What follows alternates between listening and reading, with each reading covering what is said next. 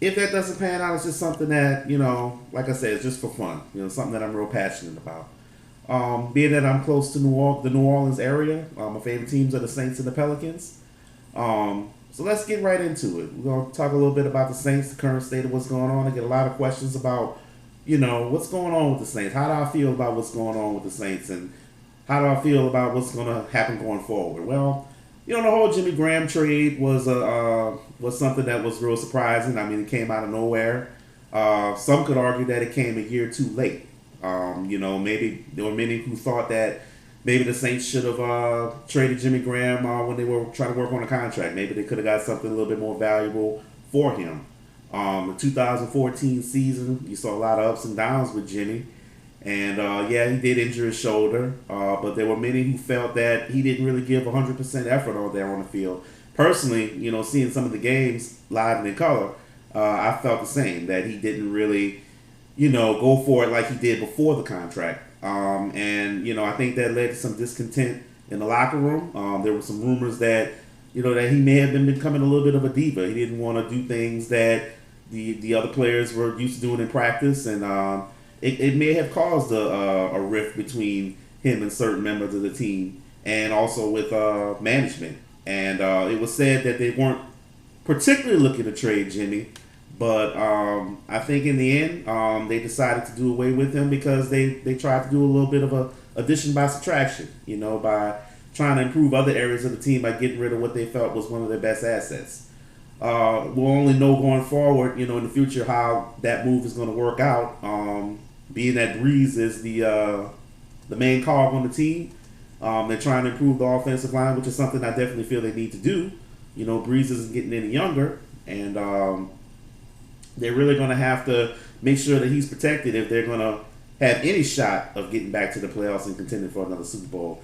This 2015 season upcoming is going to be so huge. I mean, in a lot of areas, because it could very well be Drew Brees' last season, because they're not going to continue to pay over $20 million for a guy if they can't win more than 7 games. Drew Brees is a Super Bowl caliber quarterback, but there's no way they're going to continue to pay him that amount of money if they can't get close to the Super Bowl again.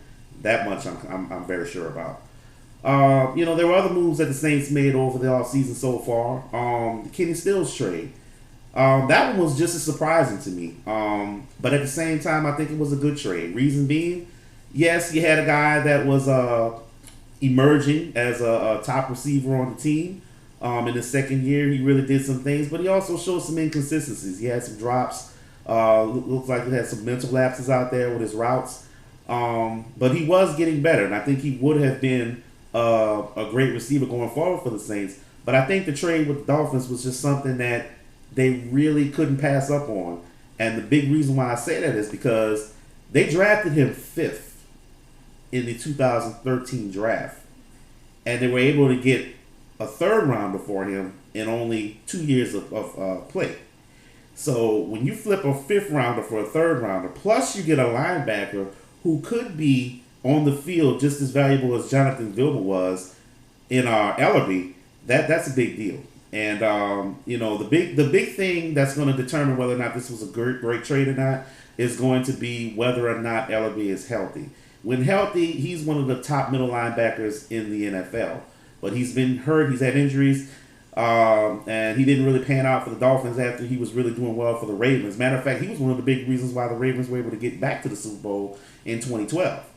But he didn't really transition well for the Dolphins, and they decided to move him, and the Saints could very well get an elite linebacker out of this trade. So we're just going to have to, again, wait to see how that's going to pan out, and hopefully for all our Saints fans, hopefully it pans out great. Otherwise, it could be another cog in the demise of the Mickey Loomis and Sean Payton era. A lot of people weren't too happy with the Pierre Thomas release. Pierre Thomas is a lot of people's favorite player, including mine. So it certainly was bittersweet to see him go. At this point, though, he doesn't have a team. No one signed him. So, it's not out of the question that he could be back in the black and go down the stretch as we get closer and closer to training camp. But, it's just that old saying, when you reach 30 years old as a running back, it's just not feasible that you hang around much longer, especially as much as I love Pierre, the truth of the matter is he was injured a lot last year. He didn't really get out on the field too much, and it's just one of those things. They're not going to continue to pay you when you're a running back and you're getting up there in age and you can't get out there on the field. That's why Mark Ingram was re-signed. That's why they went out and got C.J. Spiller, who, boy, I tell you, if he stays healthy, that could be a guy that could really do some big things for the Saints. And again, it's a wait and see. It's a wait and see kind of thing. I mean, it's an incomplete team right now, and that's what's leading me to the draft. This draft here in 2015, I think, is the biggest draft for the Saints since 2006. That 2006 draft led to the Saints winning the Super Bowl. When you got guys, you got Drew Brees in free agency, you got Marcus Colston, you got Jari Evans, you got Zach Strief, you got Reggie Bush. Let's not forget. You got a lot of guys that ended up being key contributors to that 2009 Super Bowl team.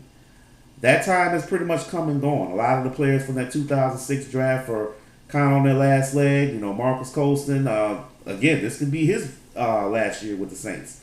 I mentioned Drew Brees. This could be his last year with the Saints. So this 2015 draft is going to be huge. They have 9 picks so far going into this draft. I feel they're really going to have to get at least 5 solid contributors in this draft. And when I say 5 solid contributors, I mean guys that could get in there, start, and make an impact. They cannot afford to get what they call project guys. Guys that they're going to sit for a couple years and hopefully get in and learn, and then a couple years later they're gonna be stars. No, they have to find guys that are ready to play and contribute right now. They have so many needs on this Saints team. We're talking linebacker. We're talking on the offensive line. We're talking cornerback. There's a lot of needs on this team, and they're going to have to find a lot of them through the draft. And their ability to find these guys, I feel, are going to determine the fate of Sean Payton and Mickey Loomis going forward. Because when Drew Brees leaves, obviously there's going to be a need to start all over again. You're going to probably have to break the team up, start from scratch. Finding quarterbacks that are able to come in and be stars, or they don't come a dime a dozen. So I feel like when Brees' time is up here, could be time for a change, and could be a change in the front office and coaching with Mickey Loomis and Sean Payton. This 2015 draft is going to be a huge component in whether or not that happens. All right, let's transition to the NBA. Playoffs are starting. It's definitely going to be some exciting series in the first round. And what I really want to focus on is who's the teams under the most pressure going into this 2015 playoffs. Looking at the field of who's in and who's not in, in the Eastern Conference, I think it's a no-brainer. The Chicago Bulls are under the most pressure in the Eastern Conference to do well. There's been a lot of talk about their coach, Tom Thibodeau. Him being on a hot seat, him being having a riff with the front office, and quite frankly, I can't understand why. This guy has done the most with less that I've ever seen. Of all the active coaches who have not won an NBA championship as a head coach, he's got to be the best. I mean, just this season alone, he has won games without top talent. I mean, Derrick Rose has been hurt. Joakim Noah's been hurt. Jimmy Butler's been hurt. I mean, and a lot of times at the same time. I mean, this guy's had to, move around his starting lineup and find ways to win games, and to, finally have his guys healthy and secure the 3rd seed, I think is a huge accomplishment. But going into the playoffs, they're definitely the team that's under the most pressure in the Eastern Conference. Derrick Rose has been, off and on injured since 2012. And his health and his performance in this playoffs could very well determine Tom Thibodeau's fate. And it's really going to be crucial, I think, for the Bulls to at least make it to the Eastern Conference Finals, where they have really not been since 2011-2012, before Derrick Rose got hurt. But to do that, they're going to have to beat probably LeBron James and the Cleveland Cavaliers, and that's not going to be an easy out, especially when you consider the fact that they're going to have to do it in the second round, provided that they both make it out of the first round, which they are expected to do.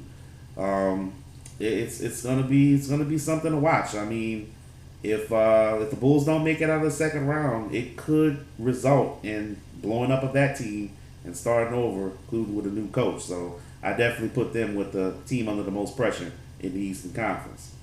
Going over to the Western Conference, I kind of looked at a few teams and kind of had to debate whether or not, this team was under more pressure than that team and everything. But once I finally concluded all the facts, I had to go with the Clippers. I think the Clippers are definitely under the most pressure in the Western Conference. When you think about it, this is a team that acquired Chris Paul about 4 years ago, and ever since they've acquired Chris Paul, they've been in the playoffs. But they have not had much success in the playoffs. There have been first round exits. There have been second round exits. They have not made it to even the conference finals. And that's speaking as Chris Paul himself. He has not been to the conference finals ever since he's been in the league. And he's been in the league now 10 years. So this guy, as great as he's been, he has to find the success in the playoffs that he has found in the regular season time in and time out. And you go in, you bring in a coach of Doc Rivers caliber. This is a guy that's he's won an NBA championship. He's definitely a championship pedigree coach. But so far, they have not found the success in the postseason as they would have liked. And I definitely think this is going to be a pressure-packed playoffs for them. They've drawn the San Antonio Spurs in the first round. And the San Antonio Spurs, as a 6th seed, there's a case that they can beat anybody in the Western Conference, even if they have to start every series on the road. You cannot count the San Antonio Spurs team out.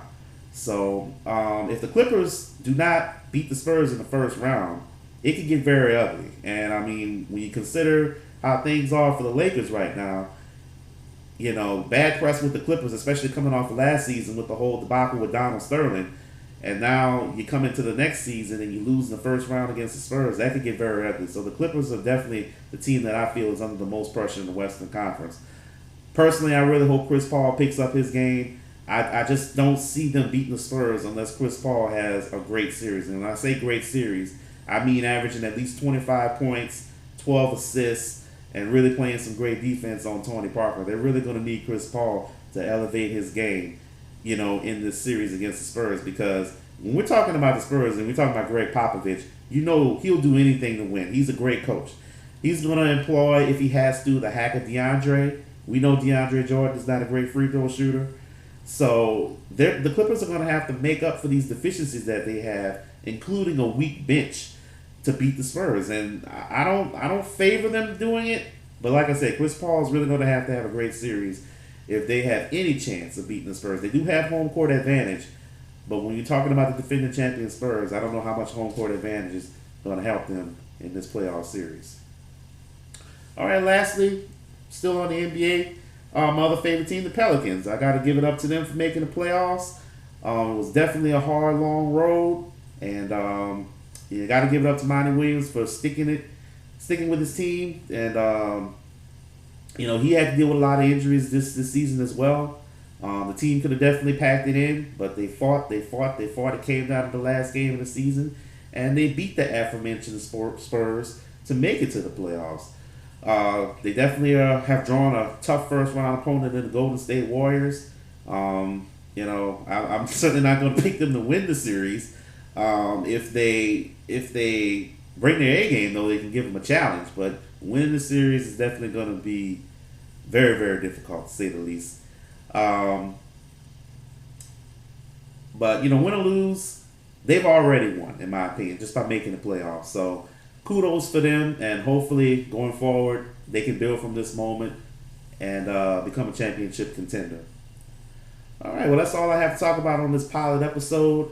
But definitely be on the lookout. There'll be more videos, probably on a weekly basis.